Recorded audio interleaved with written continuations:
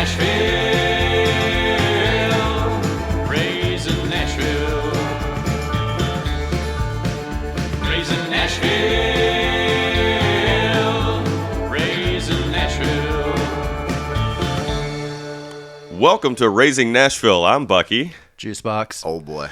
And we are here this week to round out our October series that we hope our listenership has been all about, because I know we have.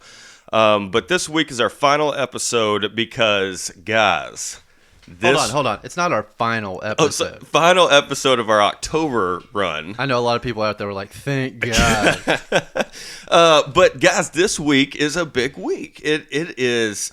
one, a holiday week, but two, my favorite holiday of the year. Halloween is this week, October 31st. The date that scares the absolute shit out of some people. It excites some kids.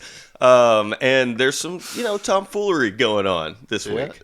Yep, some tricking, some treating. Yeah, a little bit of tricking and treating. And for parents out there like us, we have to approach it in a different way. Because, trick-or-treating is a big deal when it comes to Halloween for children. And it still is for me as an adult. But the way you approach it and the way I look at how it was approached when I was a kid by my parents is just something a little different, especially when Halloween falls on a weeknight. As a parent, you are taking your kids trick-or-treating, hopefully, or you're putting that off on somebody else. But, if you take your kids trick-or-treating, it's not easy when it falls on a school night, because you have to wake up, get your kids ready for school, go to work all day, get your kids from school, get them home, get them fed, get them in costumes, get them out there.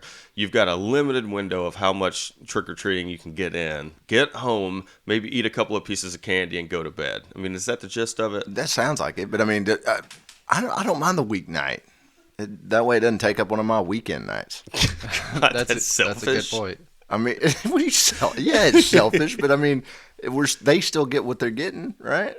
I guess that's true. They have more time to eat it, which means they stay up later because of the sugar. Yeah. And if it's, it's like, hey, you got to go to school tomorrow, dude. You can only have one Tootsie Roll. So we'll agree that there are pros and cons of Halloween on a weeknight. Yeah. Now, when I was a kid, I wanted it to be on a weekend night for sure, Yeah. And since we're doing this episode, and I know it hits home to all three of us, but I know Juicebox wanted to kind of talk about some things about Halloween that many of you might not know and want to know. Yeah, I wanted to just dive into like a brief history of it, because I don't know if you guys have ever looked it up before. I didn't really know where trick-or-treating came from or how long it had been a tradition. I just remember seeing like online pictures of kids' costumes from like the 50s and 60s and how freaking terrifying they were. Yeah, like there was some weird stuff going on out there. So I looked into it a little bit. From what I can understand, trick-or-treating, as we kind of recognize it now, started in about 1895 in Scotland, from what I could find. There's traditions that go back further than that, but they weren't really that similar to what trick-or-treating is now. This is kind of like what the beginning of the modern version of trick-or-treating or whatever. So we're only about a century in. Yeah, a little over a century in. Actually, even less than that, but we'll dive into that. So in Scotland, they called it guising. It's like it's disguising, basically. And they would walk around and ask for... This is so funny.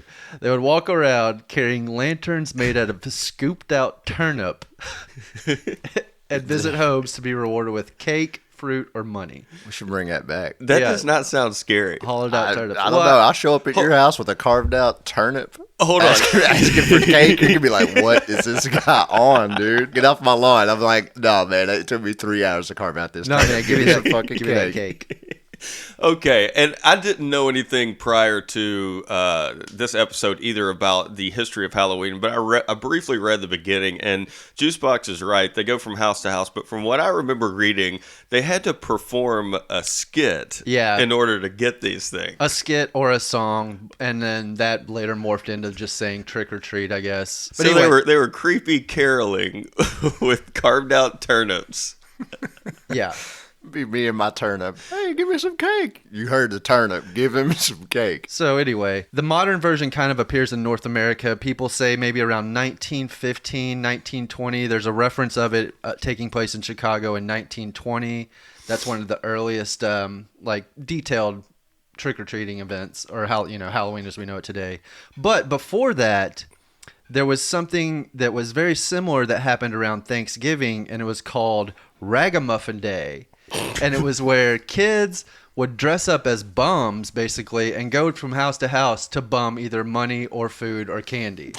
Dude, that sounds like a version of The Purge. Okay. I wish they still had Ragamuffin Day. I mean, You just got to go to anybody's house and say, hey, man. it's clearly a marriage between these two. Yeah, right? no, Yeah. I mean, it definitely is, because that started to, like, they were dressing as beggars, and then there was kind of a backlash against that, so they started to diversify the costumes then, but that holiday just kind of got phased out. It says, like, starting in the 30s, and then by the 50s, that was totally done, and trick-or-treating was, like, by 1952, I think trick-or-treating was referenced in The Peanuts, Jack Benny Show, whichever that, I'm not sure what that is. A bunch of different, like, radio and, early television shows were starting to reference trick-or-treating. 1952, Walt Disney put out a cartoon called Trick or Treat, which you guys have maybe heard that record before. I feel like everybody had the Trick or Treat record growing up. Probably, yeah. So that's really kind of what got it into the daily mainstream, and then in the 50s is when it really started taking off. Because before that also there was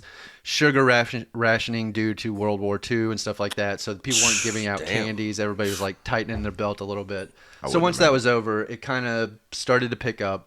And then, like I said, in 1952, or around about there, is when it became more like what we know it today. Commercialized and just blew up. I don't know about commercialized yet then, because it was probably still like you're making a homemade costume and you're going to a house and they're giving you, like, it says that, they would give out cakes and stuff Homemade like that. So stuff. it wasn't like rush to the store, buy a $50 costume, buy $50 worth of tiny candy to hand out. It wasn't anything like that. It was something much more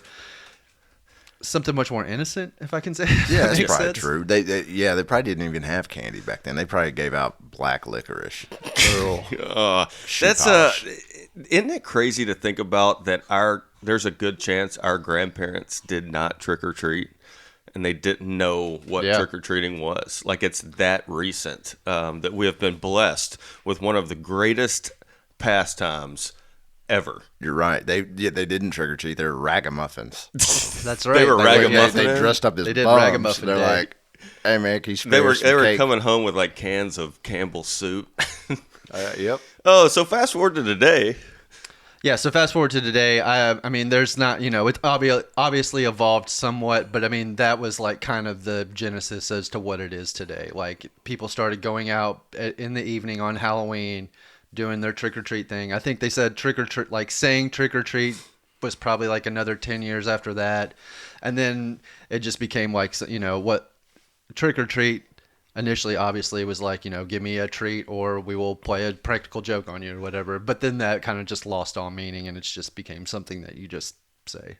Trick or treat, smell my feet, give me something good to eat. That might be what evolved from these skits and or I'm songs. trying to think if I ever tricked anybody if they didn't treat me, I have definitely tricked. Yeah, for sure. Yeah. Rolling somebody's house, maybe egging. Eggs. Eggs. Yeah. And coming back later on when trick-or-treating is officially over by curfew on bikes with just cartons of eggs rolling down the street. Well, that guy didn't do it. So they turned their lights off as I was walking up. That's 2 eggs. So anyway, I wanted to just maybe dive in a little bit of like what trick-or-treating was like for us as kids, because I feel like I probably have a very different story than what you guys have. And I have a feeling, just like, throwbacks to our episodes about what we could do as kids to what kids cannot do today. Yeah. This is 100% a reference to that. At least, I know we touched on trick-or-treating in that episode. There's a funny one-liner that old boy rolls off about my trick-or-treating. Yeah. But absolutely, when we were kids, I mean, trick-or-treating came, your parents got you all dressed up and stuff, and they walked with you probably until you were 7. That's what I was gonna say. Depending on like your neighborhood and the situation you lived in. I know growing up I lived in an apartment with my mom, so we were in this big apartment complex, and I was just allowed at 7 to run off with some kids and just knock on like apartment doors left and right. Your right? gang, yeah. Yeah, and then as you get older, there's more freedom in it. So you're starting to go to other neighborhoods and getting dropped off places and then picked up later. And all this is happening at night, and you're running around with a bunch of kids. I mean, this is like prime night for Predator City. In hindsight, yeah, probably. When we were kids. Yeah, yeah. When we were kids, it's just a bunch of kids running around in costumes, like hiding, jumping through bushes, trying to scare people.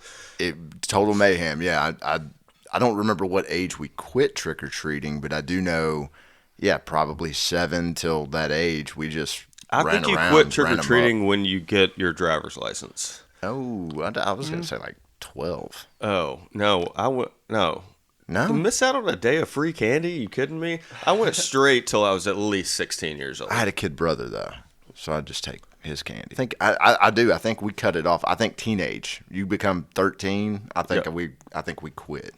Also, a big difference in trick-or-treating from back then to now is when we were kids, our parents basically had to make our costumes.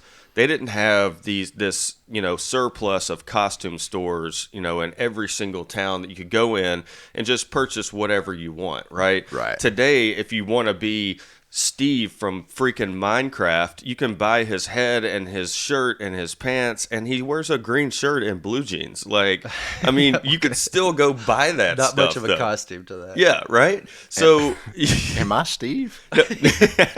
you might be. No, so you can buy whatever you want. It is at your disposal. It is easily accessible. But back then, my mom's like sewing together like pumpkin costumes that she found at like Joann's. Like, these you just get fabrics and instructions on how to sew them together, and that's what you went. I went as a pumpkin. I've been Dracula. I've been a mummy, where she just stripped all these long strips of white T-shirt and taped them or glued them to like long underwear, and that's how she made this mummy costume, which was creative. No, that's cool. But I feel like it was either the homemade costume, or we were talking about this yesterday, the super cheap store-bought costume With the rubber band mask. Yeah, that stabbed you in the face, and then like some sort of costume tunic that you put over yourself that like was supposed to generally look like Chewbacca or something. It was just like you could only buy them at department stores. Yeah, I guess. Well, like Kmart. I feel like Kmart was the go-to place for Halloween costumes. And those masks were scary. I mean, everything from the hobo mask to like a green something with black thick eyebrows. They were just scary masks. Yeah. I mean, they were cheesy when you were a kid, but now... that's what was the scary Can't part. cut your throat. They cut your face, and then plastic leached into your face and poisoned you. There was so much moisture underneath that mask because you couldn't breathe through the hole, and it was just like on your face. Yeah. Yeah, disgusting. Yeah, pretty rough. And you're right. Yeah, and then either you made your costume. I think I was Billy the Kid, which is a very easy costume to make. I think I was Billy the Kid for 5 years in a row. Wow. So you just had a cowboy hat and a gun. I don't even know if I had a hat. And I a think holster. Yeah. Was it the same costume, but it just got smaller and smaller on you each year? I was a pretty small kid. Yeah, it was basically jeans and a holster and a shirt. So that's like the 80s version of the Steve from Minecraft. Yes. Billy. You're the original Woody from Toy Story. And my whole gang, pretty much, we all did this. We all dressed up as cowboys. It was from Young Guns. We really liked Young Guns. You seem a little too young to be watching Young Guns. Big Emilio Estevez fan. Yep. Hindsight, probably too young to be watching Young Guns. Yeah. But huge. So, my experience with growing up with trick-or-treating and Halloween was a bit different because when I was a young kid, my parents were in a cult called Jehovah's Witness. I don't know if you guys are familiar with that at all, but... Is this for real? This is for real. Oh, shit. We learned I thought we knew each other. I know about Jehovah's Witness. Yeah. I mean, my parents were part of it when I was a kid. I didn't have a choice, and then we eventually got out of it and went our own way. But, like, when I was a kid, you weren't allowed to go. We weren't allowed to go trick or treating because it was like devil worship or some Right. crazy shit like that. So let me tell you, like watching other kids come to school with candy and then like talk about their Halloween costume, that was fucking torture.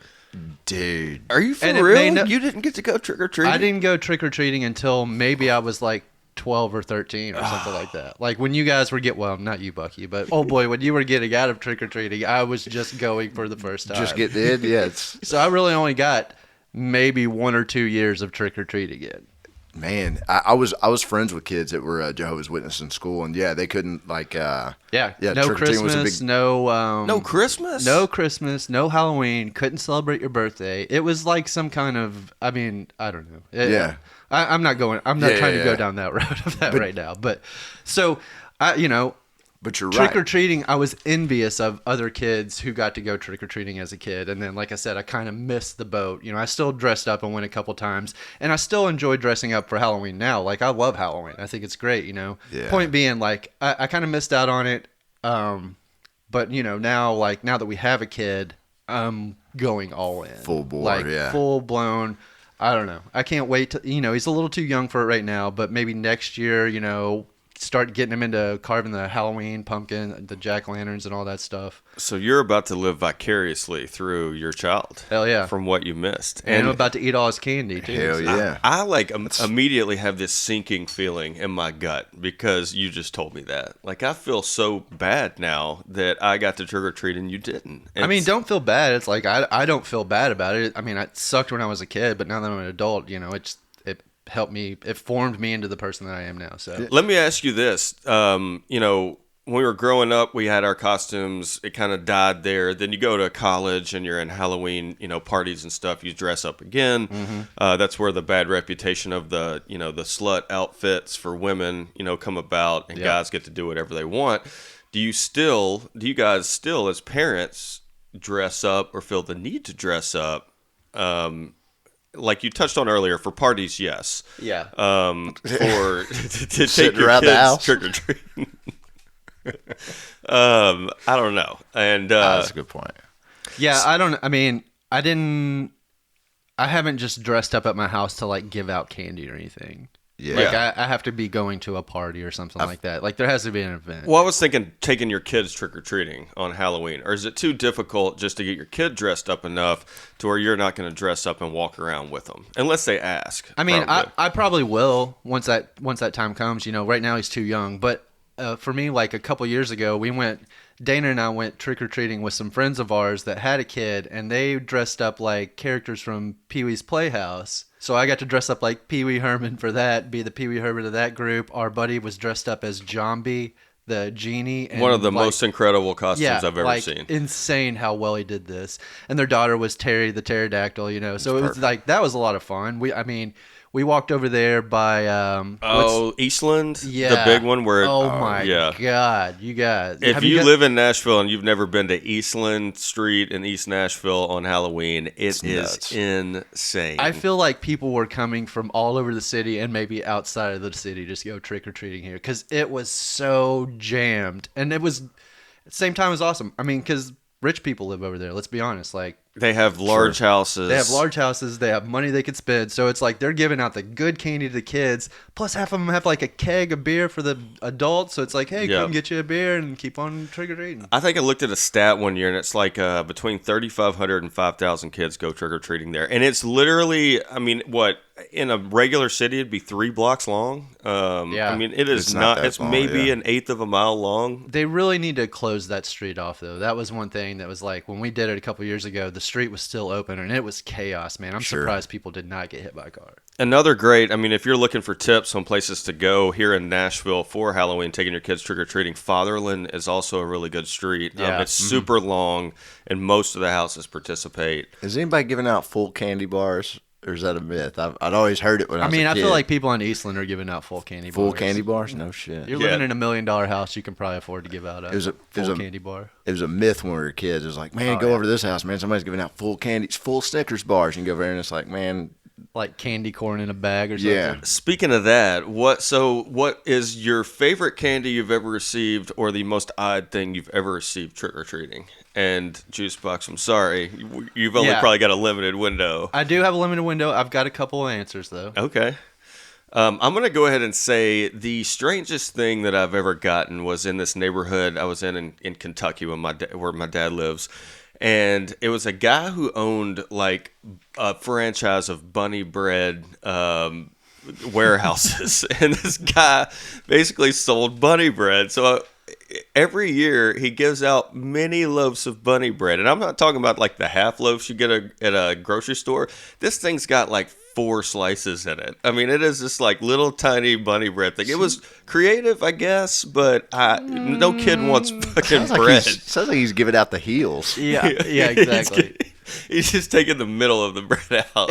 Is that creative or is it just lazy? It might be lazy. I mean, I guess you're right. I also received a candied apple one time and basically said no, thank you, because I didn't want it ruining everything else in my bag or my little, plastic pail. Or that razor blade hidden inside of it. Yeah. Very good thing I denied that. Right. So real quick, before I don't want to sidetrack this too much, but that when you said the razor blade thing, that has actually never been proven to happen. That was like a myth, like one of those urban legends or whatever. Like Right. I'm sorry. The only time it ever did happen, it was done by the parents to try to like get some kind of publicity or something like that. Right. Like, The people accusing are the ones that actually did it. yeah. F those people. Yeah. So anyway, old boy, what's your worst? Man, probably orange and black candy, man. It's probably the worst thing I've ever received. It's like, man, what the fuck is this, man? You couldn't get some fucking M&Ms? What is orange and black candy? Is it peanut butter? It's just or peanut butter. It's peanut butter fudge, all right? Okay, I don't get the fudge. I It's don't- peanut butter. I don't know if their fudge is really a part of that. It's probably made with mad gelatin and whatever else, but it Like is whatever peanut butter flavored orange and black candy. And I see old boy laughing because I am notoriously known as the kid whose parents gave out orange and black candy growing up, and that is absolutely not true. It might have happened one off year when my mom didn't have time to go, to a nice place to get candy. But I've had this reputation, and it drives me insane. I know it does. I don't even think it's my joke. I think it's Brooks's joke. It is. I've never And trick-or-treated at And your here's house. the crazy thing. I've always denied orange and black candy. I get to college and I'm like, I've got to figure out what this is because I've had this long running thing against me. So I open it up and eat it. It's not that bad. It's not. You've never even had candy. Just get out of here. It is scary because it comes in very generic packaging. And it always sticks to the wrapper too, I feel like. Yeah. So now, what I do is I hand out some candy in the beginning, before we take our kids trick-or-treating, and then I leave a bowl of candy because everybody knows if that bowl of candy is sitting on somebody's front porch, that entire bowl goes to the first person who gets there. Yeah. I mean, it's Very just, true. you can't do it. We even put up a sign that says, Please take we're- one. Yeah, it says, we're out having our own fun. Please take one. Happy Halloween. And every year we come back and it's empty. So last year we started a tradition. We're going to hand out the good candy in person and then put orange and black candy in the bowl to see if anybody takes it. You're carrying on the tradition. Last year we came home, not a single one was gone. We got to trick this fool later. Oh, that's hilarious. That's So funny. in my limited window of trick-or-treating, I did get the two things I do remember that were the worst. I got a bag of 50 pennies, like put in a Ziploc bag, dropped in the Did they thing. hit you with them? No, they were just like, you're like trick-or-treat, and they're like, oh, here you go. King! Like, drop it in the bag. It was just 50 pennies. Another one was also a Ziploc bag of candy corn. It's like, I'm not eating this open candy corn. First off, candy corn is the worst. Fight me if you have a different Preach. opinion. Like, I don't care. I'm with you. Did you put your fingers in these? Like I would. Yeah, I mean- anything that's put in a Ziploc bag. Yeah, absolutely not. So that was it. I don't know. The 50 pennies in a bag was just like mind-boggling to strange. me. It's like, what do you want me to do with this? So let's flip it around a little bit here. So you got your candy. Everything went according to plan. Have you guys ever pulled any pranks? Yeah. Like Halloween pranks. Well, yeah, that's what we're talking about. Yes, I have. And one of them, well, I don't know if you guys want to go first, but this just popped out in my head. So when we were kids, we lived in this neighborhood, and you had to drive kind of up this hill to get to all the houses and everything. So what we did is we cut out this cardboard cat. We drew a cat, cut it out in cardboard, and set it up in the middle of the road. And we took little thumbtacks that were reflective and put them in as eyes. So, like, when people would turn this corner and come up the street, this cat would just be sitting in the middle of the street, and they would either slam on their brakes because they don't see it, or they'd run over it and stop afterwards and get out, or they would swerve and try to miss it. And I am not going to lie, like, don't do this anymore, because there was a guy who drove into a ditch, and we just took off running. It was the last time we ever did the cardboard cat, but we did it, a couple nights in a row. And that's pretty great. Crazy shit. Yeah, That's it's pretty funny great. until somebody does drive off the road. It is true. Were y'all just hiding like in some Behind bushes, or bushes, something? to Just go watching get it. the cat once they ran over it.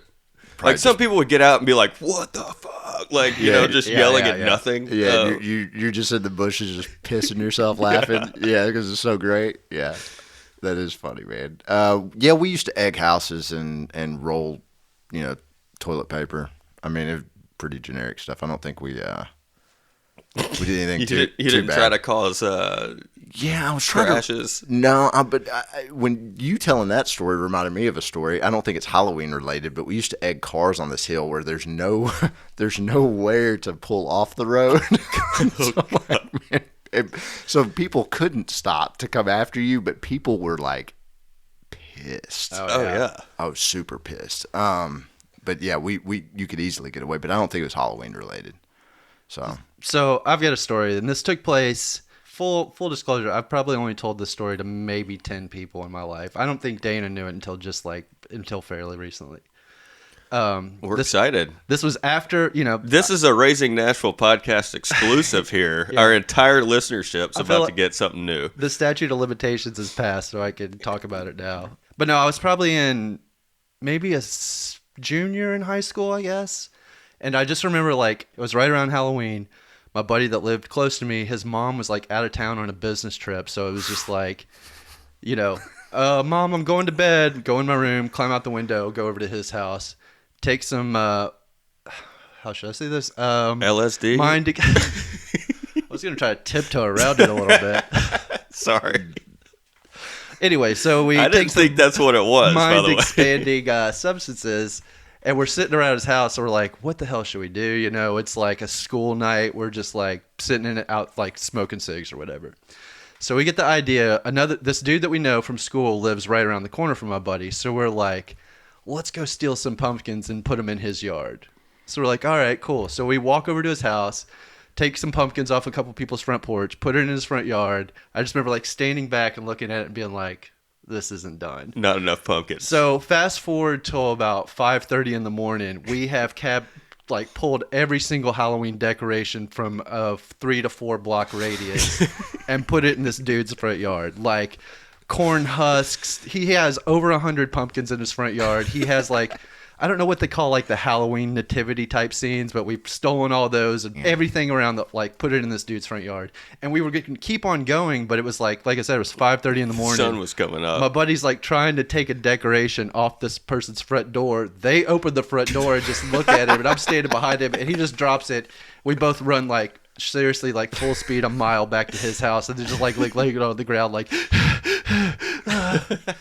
So I go back home, climb back in my window, walk out of my room, because now it's time to go to school. So I get up, jump in the shower, go to school, still not feeling exactly right.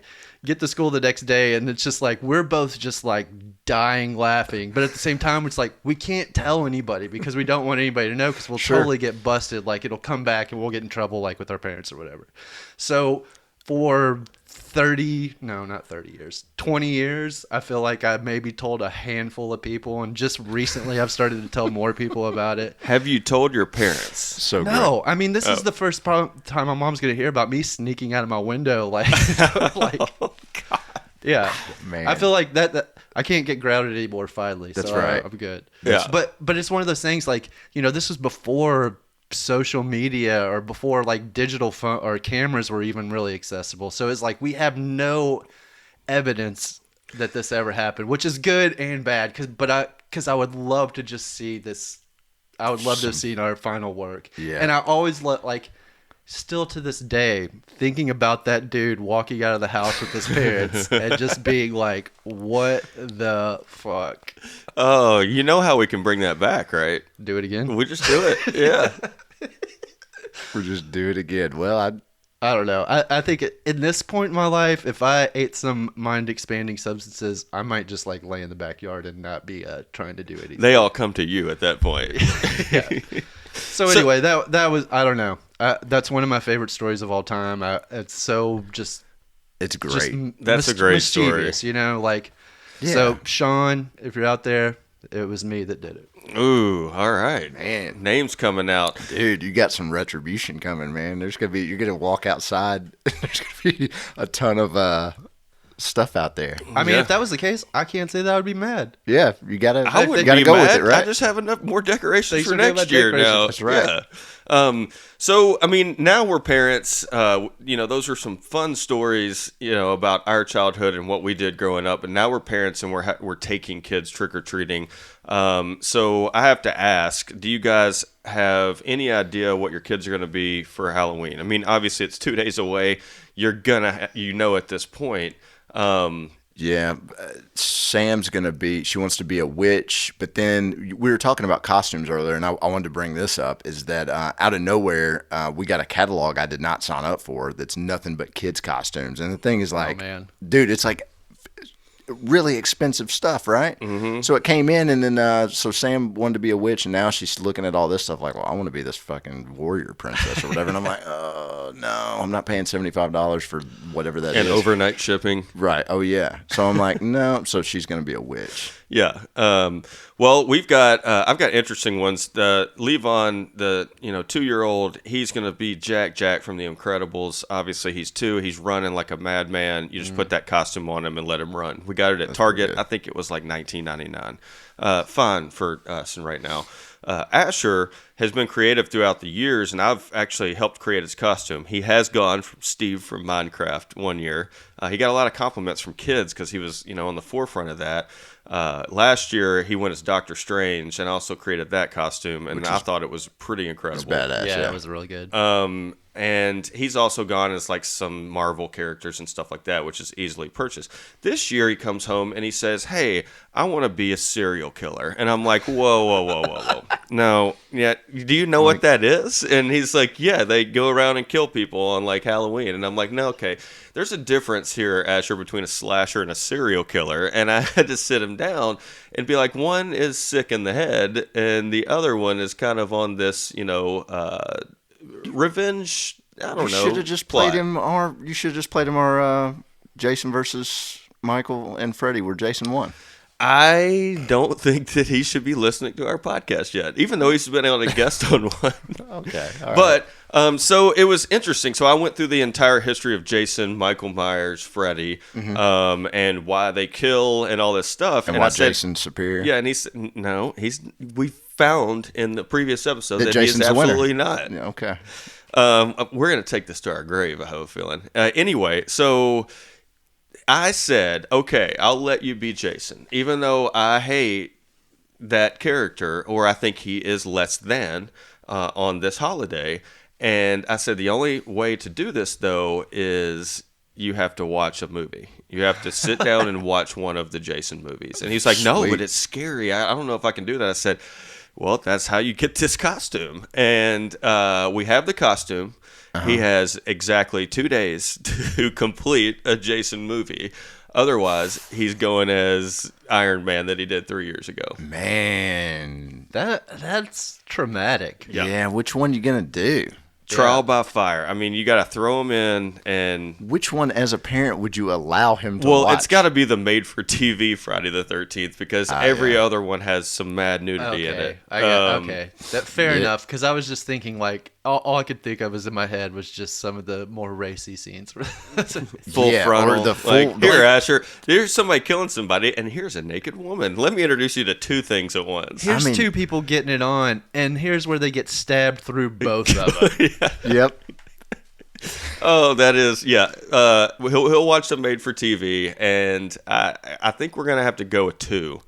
The made-for-TV version just shows Jason walking around, I think. Yeah, No, there's That's kills. basically like a it's like 30-minute movie. Well, he's got to know that because you know what happens on Halloween morning, or no, even better, on Halloween night. He's collected all his candy. He's excited. He's gone to bed. I'm just gonna sit outside his door and go. oh, dude, that is freaking perfect. Yeah. So those are our costumes.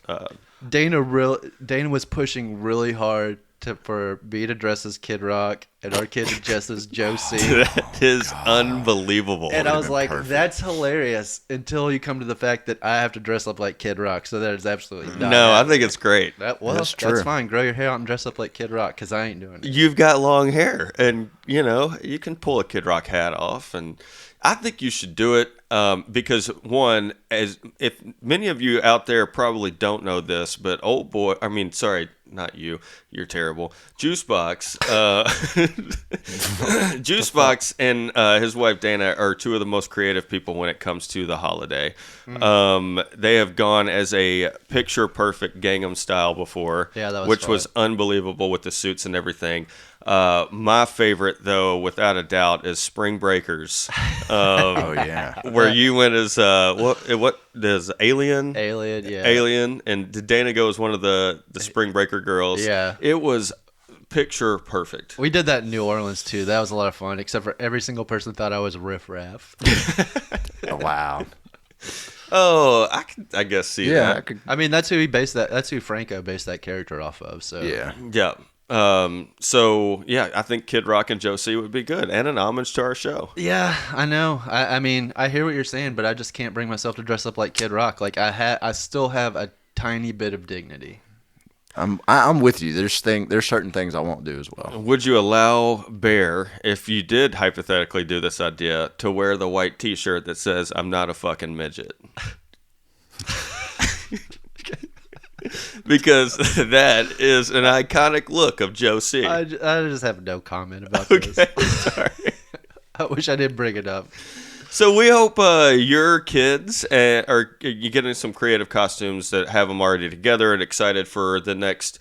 It's like the next 2 days I can't sleep. I have a tradition where I watch House of a Thousand Corpses the night before Halloween every year by myself. And it is just something that I enjoy doing. So I wake up the next day and I'm just jacked. It could be 100 degrees outside. It could be freezing because we live in Tennessee and it's weird, the weather. But Halloween is just always this super special day to me. Yeah, it is sweet. What's your favorite costume you've ever done? I don't dressed know. I up? went through a string where I was a lot of boxes, Yeah. and a cardboard box was a big deal to me. I think I started it with Red a box? red box. Yeah, You were when a red red box box? was brand new, I created a red box costume, and it was pretty popular. I think I got in a publication and some kind of print or something. Did you? Yeah, for something. We were at a Girl Talk concert down by 12th Avenue. Is it 12th Avenue? 12th Yeah. and Porter, outside 12th and Porter. So that was a fun year. And then I thought you started the box. Oh no, the box. Ooh, you're This was in right. That's my college. favorite costume. In college, I created a life-size pack of Pall Mall lights. Yeah. And I was a pack of cigarettes, and I worked very hard on that costume. It was pretty dope. My head was the middle cigarette that was kind of pushed up in the pack, and I think I had some construction paper. Yeah. It looked terrible. was- Getting it on and off was impossible. I remember I was Optimus Prime. I was also in a box. That's right. And you almost got in a fight with this guy who was trying to pick a fight with you, and he was pushing you. And I was like, "Hey, dude!" I was like, "Let him get the pack of cigarettes off first. Yeah, Don't that's just cheap. sit there and just."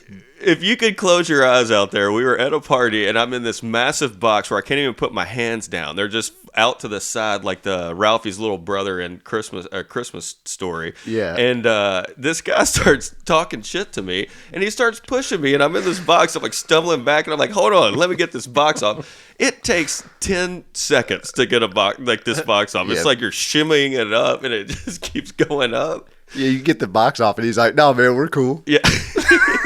Thanks for making me do all that work. Well, we hope you guys are super excited for the next few days. I know Halloween comes and goes really quick. Take your kids out, stay safe, look up the things to do. Yeah, let us know what you do, because there's so many things now. I feel like, we didn't even really dive into it, but trunk or treat is a really big thing now. Everybody parks their car in a parking lot and just go around to the cars.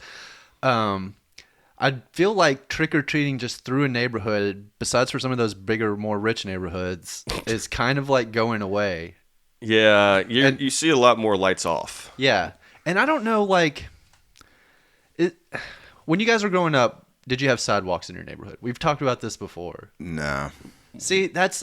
we didn't, yeah. We did, so there was more trick-or-treaters in our neighborhood growing up. But now, living here, I haven't lived in a neighborhood, except for when I first moved here and lived in East Nashville, I haven't lived in a neighborhood with a sidewalk. So there's very few trick-or-treaters at the past several houses I've lived at. True. Like, our street, I don't know, that'd be tough, man. Yeah, it's too busy. It's too busy. But like the neighborhood we came from in Clarksville, I mean, it was a big neighborhood. Oh yeah, I mean, that was a good neighborhood. Yeah, we trick or treated there, and it was fine. But you're right, it seems like it's kind of on the decline. But you guys didn't have sidewalks? Not up there. So let us know what you do. Jump on our socials at Raising Nashville Podcast. Anywhere you can find us, Instagram, Twitter. You know where to find us. You've been looking. We got quite a few followers now. So we want to thank everybody for listening. Happy Halloween. Hell yeah. Happy Halloween. We hope you guys enjoyed listening. If you don't have children, Have one. Catch up. Yeah. We want you to know what we go through. Yeah, the fear. Trick or treat, give me something good to eat. Apples, peaches, tangerines, happy, happy Halloween.